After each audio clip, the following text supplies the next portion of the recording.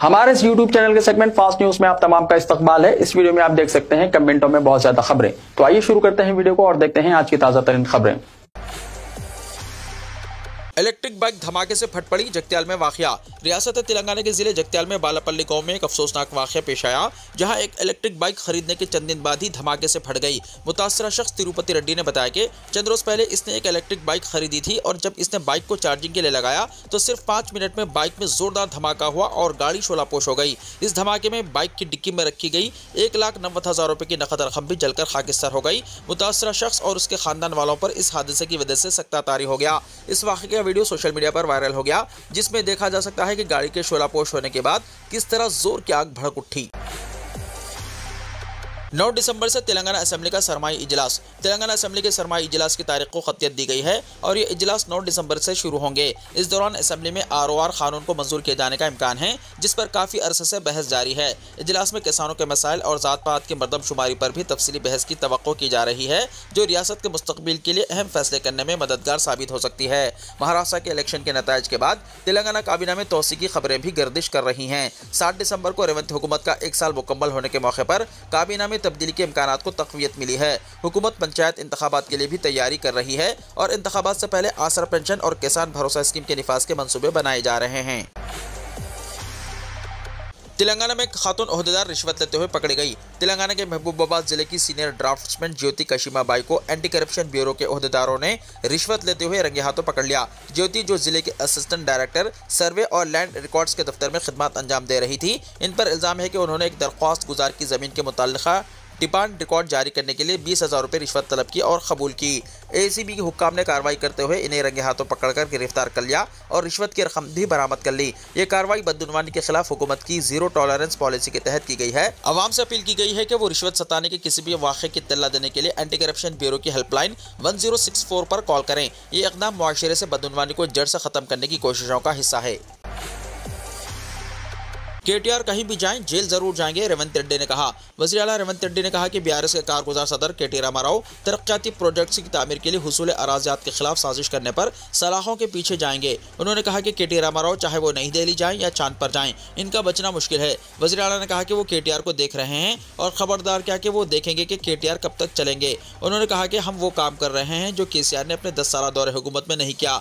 इख्तिदार खोने के बाद BRS कायदीन के दिमाग काम नहीं कर रहे हैं। वज़ीर आला ने कहा कि अगर KCR हुकूमत 10 साल तक सही तरीके से काम करती तो कांग्रेस हुकूमत को किसानों के खर्च माफ करने की जरूरत ना पड़ती। कांग्रेस हुकूमत ने इख्तिदार संभालने के 25 दिनों के अंदर 23 लाख काश्तकार खानदानों के खर्च माफ कर दिए हैं और इसके लिए 18,000 करोड़ रुपए अदा किए। उन्होंने कहा कि सोनिया गांधी ने तेलंगाना को रियासत का दर्जा देने का वायदा किया और उन्होंने इस वायदे को पूरा करके दिखाया। उन्होंने कहा कि सोनिया गांधी ने साबित कर दिया है कि कांग्रेस अपनी यकीन दहानियों को पूरा करने के लिए किसी भी तरह की कुर्बानियां देने के लिए तैयार है। उन्होंने कहा कि BJP को पार्लियामेंट इंतखाबात में कामयाबी से रियासत को क्या हासिल हुआ, क्या उन्होंने रियासत के मसाइल को पार्लियामेंट में उठाया, क्या वो तेलंगाना तरक्की के लिए फंड लाए? अगर वो ऐसा करते तो क्या रियासत में मसाइल बाकी रहते? वज़ीर आला ने सवाल किया कि KCR ने पिछले 10 सालों में रियासत की तरक्की क्यों नहीं की।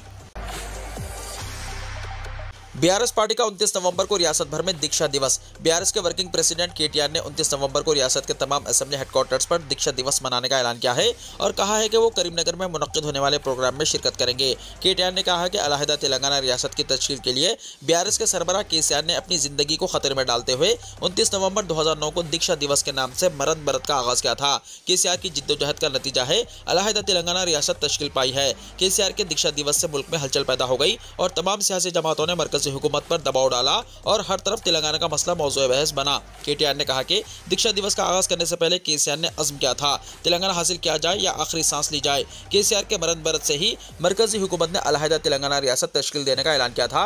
KCR की कुर्बानियों से 60 साल अवामी जज्बे के तहत अलहदा तेलंगाना रियासत कायम हुई है। BRS पार्टी ने 29 नवंबर को बड़े पैमाने पर दीक्षा दिवस मनाने का फैसला किया है। इस प्रोग्राम को कामयाब बनाने की पार्टी के डर से KTR ने अपील की है।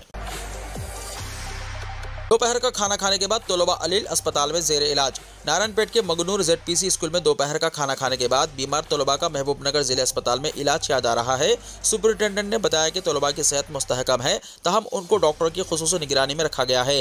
महबूबनगर के जिले कलेक्टर ने बीमार बच्चों की इयादत की। उन्होंने हुक्काम को बेहतर इलाज फराहम करने की हिदायत की। हैदराबाद में कमर्शियल टैक्स डिपार्टमेंट के असिस्टेंट कमिश्नर रिश्वत लेते हुए गिरफ्तार। एंटी करप्शन ब्यूरो यानी एसीबी के ओहदेदारों ने हैदराबाद में कमर्शियल टैक्स डिपार्टमेंट के एक असिस्टेंट कमिश्नर और एक असिस्टेंट कमिश्नर टैक्स ऑफिसर को रिश्वत लेते हुए रंगे हाथों गिरफ्तार कर लिया है।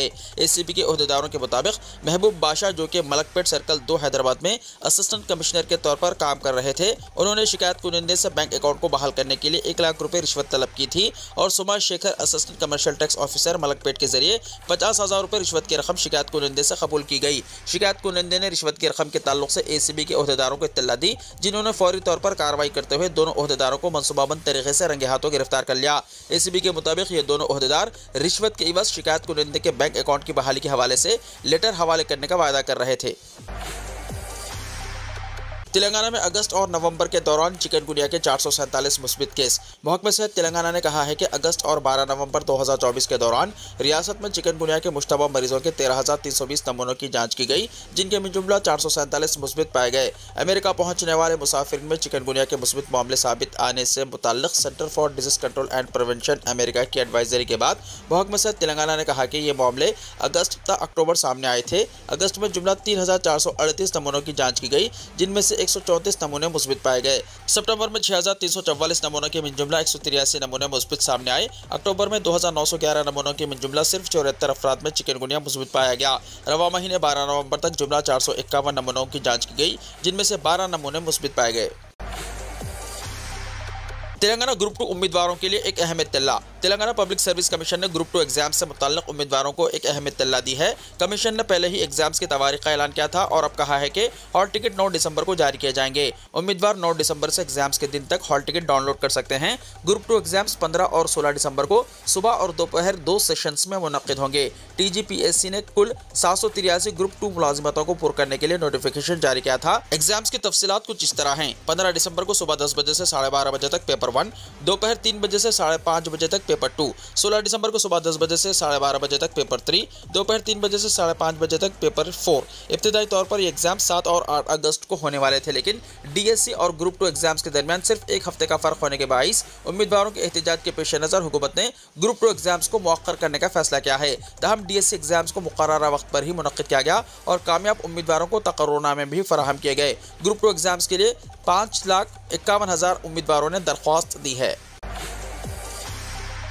DLED फर्स्ट ईयर एग्जाम्स के शेड्यूल का हुआ ऐलान। डायरेक्टर सरकारी एग्जाम्स ने जारी करदा एक प्रेस नोट के जरिए साल 2023-25 के लिए डिप्लोमा इन एलिमेंट्री एजुकेशन यानी DLED फर्स्ट ईयर एग्जाम्स के टाइम टेबल का ऐलान किया है, जिससे पेशरू BHS में एक मरतबा नाकाम उम्मीदवार भी इस्तेफादा कर सकते हैं। प्रेस नोट में बताया गया है कि 18 दिसंबर 2024 से इन एग्जाम्स का आगाज होगा, जो 24 दिसंबर 2024 तक जारी रहेंगे। तेलंगाना में अगले हफ्ते दर्जा हरारत 15 डिग्री से कम होने की पेशकशी। महकमा सेहत ने शहरियों को दिया ये मशवरा। महकमा मौसमियात ने खबरदार किया है कि आइंदा हफ्ते के दौरान तेलंगाना में कम अज़ कम दर्जा हरारत 15 डिग्री सेल्सियस से भी कम रहने का इम्कान है। सर्दी की शिद्दत में इजाफे के पेश नज़र महकमा सेहत ने अवाम को हिफाजती तदाबीर इख्तियार करने की हिदायत दी। महकमा सेहत के मुताबिक सर्दियों के मौसम में इन्फ्लुएंजा के केसेस में इजाफा हो सकता है और इस मौसम में बुखार, सर्दी, जुकाम और गले की खराश इन्फ्लुएंजा की इब्तिदाई अलामात हैं। महकमा सेहत ने हामिला खवातीन, बच्चों, बुजुर्गों और सांस के आरिजा से मुतासरा मरीजों को खास तौर पर एहतियात बरतने की ताकीद की है। इन अफराद को मशवरा दिया गया है कि वो बीमार अफराद से मेल जोल से गुरेज करें और सर्द हवाओं में बाहर जाने से परहेज करें। इसके अलावा मुनासिब नींद, वाफिर मिकदार में पानी पीने और ग़िज़ाइयत से भरपूर खुराक का इस्तेमाल करने से न सिर्फ सेहत बेहतर रह सकती है, बल्कि इन्फ्लुएंजा जैसे वायरल इन्फेक्शन से भी बचाव मुमकिन है। महकमा ने शहरियों से अपील की है कि वो इन एहतियाती तदाबीर पर अमल करके अपने और अपने अहल खाना की सेहत का ख्याल रखें, ताकि सर्दियों के मौसम में बीमारियों से बचा जा सके। हैदराबाद के पट्टन चेरू में दर्जा हरारत 12.2 डिग्री दर्ज। शहर हैदराबाद में सर्दी की शिद्दत में इजाफा होता जा रहा है। सुबह के वक्त कई मुकामात पर कोहरे की वजह से गाड़ी सवारों को मुश्किलात का सामना है। महकमा मौसमियात का कहना है कि शदीद सर्दी मजीद 5 दिन तक जारी रहेगी। पट्टन चेरू में अकल तरीन दर्जा हरारत 12.2 डिग्री, राजेंद्र नगर में 13 डिग्री, हयात नगर में 14.6, बेगमपेट में 15.1, डुंडिगल हकीमपेट में 15.3 डिग्री रिकॉर्ड किया गया। हुक्काम ने बताया कि मशरक और शुमाल मशरक इलाके से हवाएं तेलंगाना की तरफ 4 से 8 किलोमीटर फी घंटे की रफ्तार से चलने का इम्कान है। हैदराबाद में आजम तरीन दर्जा हरारत 29.2 और अकल तरीन 15.1 डिग्री दर्जा हरारत रिकॉर्ड किया गया। AIMIM की मंजूरी मनसूख करने का मुतालबा करने वाली अर्जी मुस्तरद। दिल्ली हाईकोर्ट ने ऑल इंडिया मजलिस इत्तेहादुल मुस्लिमीन यानी AIMIM को बतौर सियासी जमात मंजूरी को मनसूख करने की दरख्वास्त को मुस्तरद कर दिया है। जस्टिस प्रतीक जालान की बेंच ने दरख्वास्त खारिज करने का हुक्म दिया है। अदालत ने AIMIM और इलेक्शन कमीशन को 7 सितंबर 2018 को नोटिस जारी किया था। ये अर्जी तेलंगाना के शिवसेना लीडर TN मुरारी ने दायर की थी। अर्जी में कहा गया कि AIMIM सेकुलरिज्म और सोशलिज्म के उसूलों पर यकीन नहीं रखती। यह भी कहा गया है कि AIMIM सेकुलरिज्म के खिलाफ है और इसलिए एक सियासी जमात के तौर पर इनकी मंजूरी को मनसूख कर देना चाहिए। इलेक्शन कमीशन किसी भी पार्टी को रजिस्टर करते वक्त इसके अहदेदारों से हलफनामा लेता है कि वो मुल्क की आईनी इक़दार पर अमल करेंगे। अर्जी में कहा गया था कि AIMIM एक खास मजहब के फ़रोग़ के लिए काम करती है। अदालत ने कहा कि नामुनासिब तरीक़ों की वजाहत करते हुए इंतखाबी अमल के वक्त के तनाज़े को मद्देनज़र रखा जाता है और इसके लिए इंतखाबी दरख्वास्तें या अवामी नुमाइंदगी एक्ट की दफ़ा 8A के तहत उम्मीदवारों की नाअहली के लिए दरख्वास्तें दायर की जाती है। अदालत ने वाज़ेह किया कि अवामी नुमाइंदगी एक्ट की दफ़ा 123 की दफ़ा किसी सियासी जमात के रजिस्ट्रेशन के लिए ज़रूरी नहीं। दफ़ा 123 की शक़ मुताल्लिक़ा इलेक्शन के नतीजे या किसी को इलेक्शन में हिस्सा लेने से नाअहल करार देने से मुताल्लिक़ है। ऐसी सूरत हाल में दरख्वास्त गुजार की दफ़ा 123 की दफ़ात से मुताल्लिक़ दलील को मुस्तरद कर दिया जाता है। गौतम अडानी के खिलाफ अमेरिका में रिश्वत सताने के इल्जाम में मुकदमा दर्ज। भारतीय अरबपति और अडानी ग्रुप के चेयरमैन गौतम अडानी के खिलाफ अमेरिका में मालियाती धोखाधड़ी का मुकदमा दर्ज किया गया है।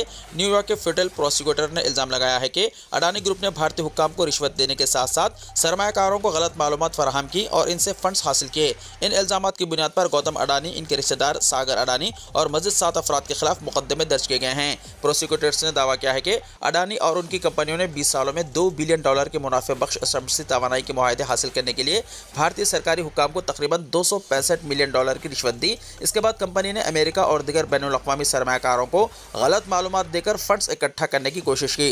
अडानी ग्रीन एनर्जी पर इल्जाम है कि इसने गैर कानूनी तरीकों से सरमायाकारों और डोनर से $3 बिलियन से ज्यादा के कर्जे और बॉन्ड्स हासिल किए। अमेरिकी सिक्योरिटीज एंड एक्सचेंज कमीशन यानी SEC ने एक अलहदा सिविल केस भी दर्ज किया है जिसमें कहा गया है कि अडानी ग्रीन एनर्जी ने अमेरिकी सरमायाकारों से $175 मिलियन से ज्यादा जमा किए जो सिक्योरिटी क़वानीन की खिलाफ वर्जी है। SEC ने कंपनी के खिलाफ तहकीकात का मुतालबा किया है।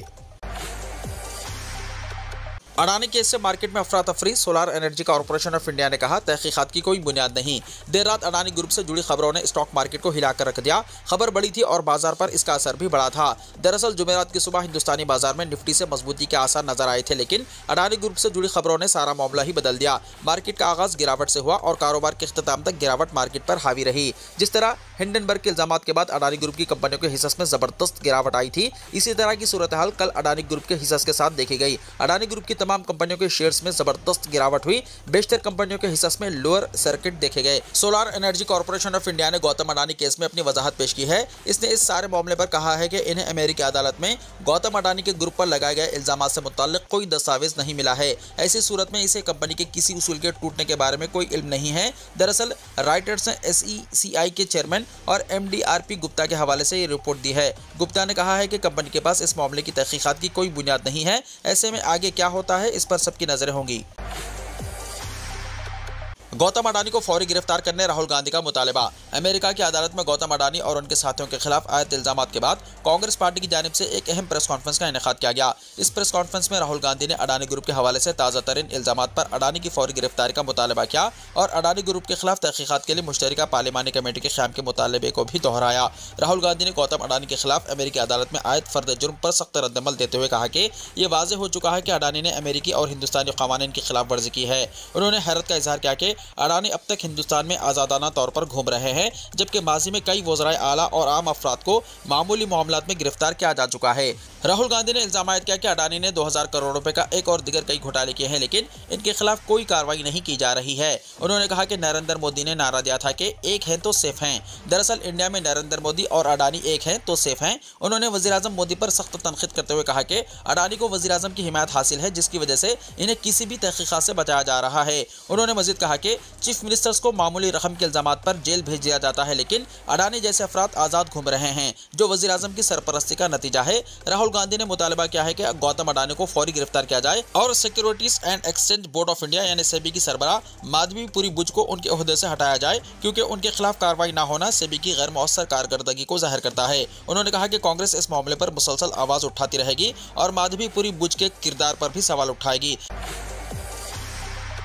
गौतम अडानी के खिलाफ संगीन इल्जामात को नजरअंदाज करने पर कविता ने की मोदी हुकूमत पर शदीद तनकीद। बीआरएस लीडर और साबिक़ा रुकन पार्लियामेंट की कविता ने सियासी नवीयत की गिरफ्तारियों के दरमियान अडानी को तहफ़्फ़ुज़ की फराहमी पर मरकजी हुकूमत पर तनकीद की। रुकन कानून साज कौंसिल की कविता ने इंसाफ के दोहरे मियार पर इस्तिफ़सार किया। मरकजी हुकूमत पर शदीद तनकीद करते हुए कविता ने सोशल मीडिया प्लेटफॉर्म एक्स पर वाज़ेह इम्तियाज़ को उजागर किया। उन्होंने कहा कि वो अखंड भारत की तशरीह करते हैं, लेकिन इंसाफ के मामले में दोहरा मियार रखते हैं। सियासी मुखालिफिन को बगैर किसी सबूत के गिरफ्तार किया जाता है और महीनों तक महरूस कर मुकदमा चलाया जाता है, जबकि मिस्टर गौतम अडानी बार बार और संगीन इल्जामात के बावजूद आज़ाद हैं। मरकजी हुकूमत को आखिर कौन सी चीज़ कार्रवाई से रोक रही है? बयान में सियासी मुखालिफिन के खिलाफ तहकीकाती एजेंसियों के गलत इस्तेमाल के खुसूस में बढ़ते हुए खदशात की निशानदही की गई है, जबकि हुकूमत कॉरपोरेट इत्तेहादियों के खिलाफ बदउनवानियों के इल्जामात को आसानी के साथ नजरअंदाज कर रही है। बीआरएस लीडर ने अपने ट्वीट में मरकजी हुकूमत से जवाब तलब किया और इन इल्जामात के खुसूस में जवाबदही और शफाफियत का मुतालबा किया। दिल्ली इलेक्शन का बुगुल बजने से पहले ही केजरीवाल ने खोले पत्ते। आम आदमी पार्टी के उम्मीदवारों की पहली फहरिस्त हुई जारी। अगले साल दिल्ली में असेंबली इंतखाबात होने वाले हैं। दिल्ली असेंबली इंतखाबात का भी ऐलान नहीं हुआ, लेकिन इंतखाबी बुगुल बजने से पहले ही आम आदमी पार्टी ने अपने पत्ते खोल दिए हैं। इलेक्शन कमीशन की प्रेस कॉन्फ्रेंस से पहले ही आम आदमी पार्टी की उम्मीदवारों की पहली फहरिस्त आ गई है। अरविंद केजरीवाल की आम आदमी पार्टी ने जुमेरात को उम्मीदवारों की पहली फहरिस्त जारी की। आम आदमी पार्टी के उम्मीदवारों की पहली फहरिस्त में 11 उम्मीदवार हैं। दिलचस्प बात यह है कि इलेक्शन कमीशन ने अभी तक दिल्ली इंतखाबात की तारीखों का ऐलान नहीं किया है। अडानी ग्रुप को कीनिया में भी लगा झटका। अडानी ग्रुप के लिए मुश्किलात कम होने का नाम नहीं ले रही है। अमेरिका में कंपनी के कई आला ओहदेदारों के खिलाफ रिश्वत सताने के इल्जामात के बाद अब कीनिया से भी एक नया मामला सामने आया है। कीनिया के सदर विलियम रूटो ने जुमेरात के रोज ऐलान किया है कि उन्होंने अडानी ग्रुप के साथ तय पाए हुए इस मुआहदे को रद्द कर दिया है, जिसके तहत कीनिया के अहम हवाई अड्डे का कंट्रोल हिंदुस्तानी ग्रुप को मुंतकिल किया जाना था। कीनिया ने यह फैसला उस वक्त किया है जब अडानी ग्रुप के बानी के खिलाफ अमेरिका में फर्द जुर्म आयद किया गया है। सदर रूटो ने बताया कि उन्होंने वजारत तवानाई को गुज़िश्ता महीने अडानी ग्रुप की एक यूनिट के साथ तयशुदा $736 मिलियन की पब्लिक प्राइवेट पार्टनरशिप मुआहदे को भी रद्द करने की हिदायत दी, जो कि 30 साल के लिए था और जिसमें बरक़ी ट्रांसमिशन लाइनों की तामीर शामिल थी। ये दोनों फैसले अडानी ग्रुप के लिए एक और मुश्किल साबित हो सकते हैं, जिसका असर आलमी सतह पर उनकी कारोबारी सरगर्मियों पर पड़ सकता है। हज 2025 65 साल से ज़्यादा उम्र के आज़मीन के लिए कोरोना वैक्सीन सर्टिफिकेट लाजमी। आइंदा साल के आज़मीन हज के लिए इत्तला। हज 2025 पर रवानगी के लिए 65 साल से ज़्यादा उम्र के आज़मीन के लिए कोरोना वैक्सीन सर्टिफिकेट लाजमी है। चारशंबे को वज़ारत मजहबी उमूर की जानिब से जारी बयान के मुताबिक कोरोना सर्टिफिकेट न होने की सूरत में सफ़र हज पर रवानगी मुमकिन नहीं होगी। इस हवाले से दरख्वास्त गुजार को मुतल्लिका बैंक में 10 फरवरी 2025 से पहले सऊदी अरब की मंजूर शुदा कोरोना वैक्सीन का सर्टिफिकेट जमा कराने की यकीन दहानी पर दरख्वास्त जमा करने की मशरूत इजाज़त दी गई है। नेतन्याहू के खिलाफ आलमी अदालत ने किया वारंट जारी। बैनुल-अक़वामी अदालत इंसाफ ने आज इसराइल के वज़ीर-ए-आज़म नेतन्याहू और योआर गैलेंट के वारंट गिरफ्तारी जारी कर दिए हैं। कई महीने की तफ्तीश के बाद बैनुल-अक़वामी अदालत इंसाफ ने आज फैसला दिया है कि इसने साबिक़ा सिहोनी वज़ीर-ए-आज़म और वज़ीर दिफा के खिलाफ जंगी जराइम के इल्ज़ाम में गिरफ्तारी के बैनुल-अक़वामी वारंट जारी कर दिए हैं। गैर मुल्की खबर एजेंसी के मुताबिक इसराइली वज़ीर-ए-आज़म पर जंगी जराइम के इर्तिकाब का इल्ज़ाम है। आलमी फौजदारी अदालत ने जंगी जराइम के इर्तिकाब के इल्ज़ाम में साबिक़ इसराइली वज़ीर दिफा योआर गैलेंट के वारंट गिरफ्तारी जारी किए हैं। अदालत ने फ़लस्तीनी मुज़ाहिमती तंजीम हमास के अस्करी विंग अल-क़साम ब्रिगेड्स के सरबराह मोहम्मद ज़ैफ के भी वारंट गिरफ्तारी जारी किए हैं। आलमी फौजदारी अदालत के चीफ प्रोसिक्यूटर ने रवां साल मई में इसराइली वज़ीर-ए-आज़म नेतन्याहू और दिगर के जंगी जराइम के इर्तिकाब के इल्ज़ाम में वारंट गिरफ्तारी जारी करने के लिए दरख्वास्त दी थी।